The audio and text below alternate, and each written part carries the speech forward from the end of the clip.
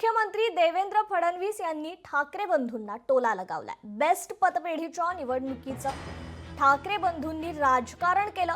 निवडणुकीत जनतेनं ठाकरे बंधूंना नाकारलं। निवडणुकीचं राजकीयकरण लोकांना आवडलं नाही असा टोला मुख्यमंत्री देवेंद्र फडणवीस यांनी ठाकरे बंधूंना लगावलाय। अशा प्रकारच्या निवडणुकीचं राजकीयकरण करण्यात येऊ नये। ही पतपेढीची निवडणूक आहे, पण त्यांनीच त्याचं राजकीयकरण केलं।